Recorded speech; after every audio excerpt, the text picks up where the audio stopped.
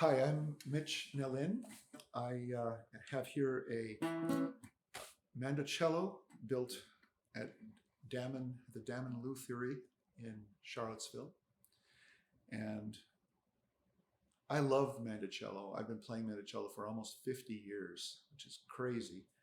Maybe your first question might be, if you haven't already decided you love Mandocello, is why would you play the Mandocello? And I guess I could mention that a lot of successful musicians pick up the Mandocello and find it fascinating, and they play it. So just as a check against what other people think, there's that. But it has a different feel and sound from the guitar, and it opens up different ideas in your mind. It has a similar range, goes a little bit lower, and so that's fun. But one of the things I really love about Mandocello is that all the intervals between the strings are the same. It's all fifths, so every position is the same.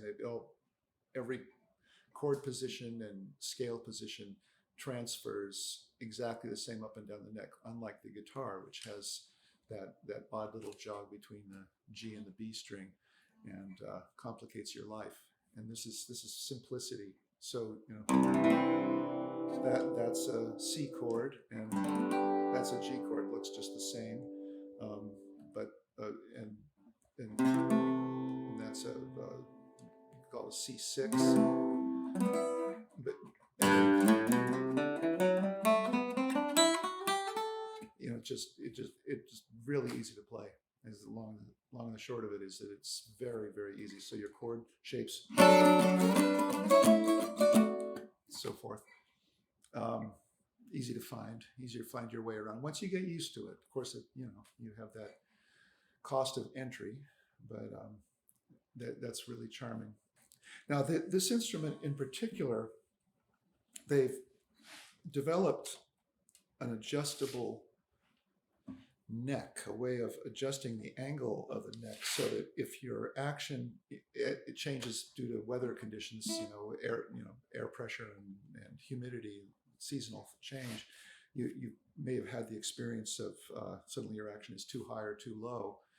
You can just fix it. There's a little tool, a little hole right in here where you can put in the tool, and you just turn it an eighth of a turn. Yeah, you don't want to turn too much, but just goes boink from your strings buzzing to perfect.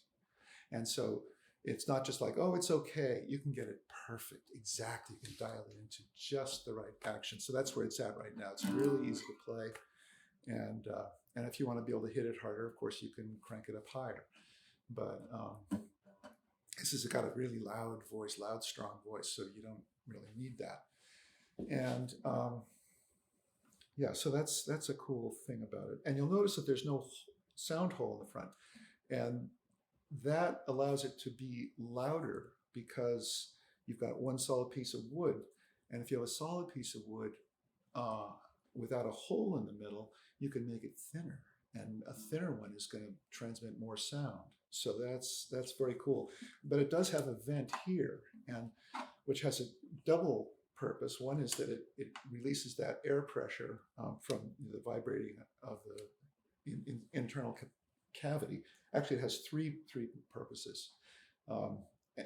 And also you have access to various things, controls and the battery and so forth, the pickup. And then also it acts as a monitor. So one of the real problems, I don't know if you've noticed this, but with mandolin, banjo, and guitar in particular, is that the person who's playing it does not know what it sounds like. The thing shoots out all this sound in front, and people in front of them could be like suffering horribly. And I have been a victim, and they don't know what it sounds like out there.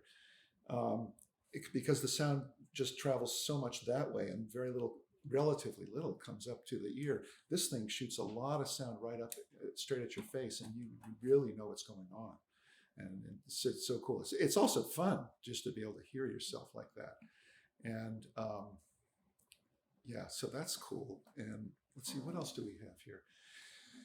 These woods Very, very beautiful instrument. This is not an obsession of mine, by the way. I feel kind of guilty having such a beautiful instrument, but and I try not to be too abusive. But these are quite gorgeous, and they're made from sustainably grown trees right on the grounds here at where the Dammann Luthiery is.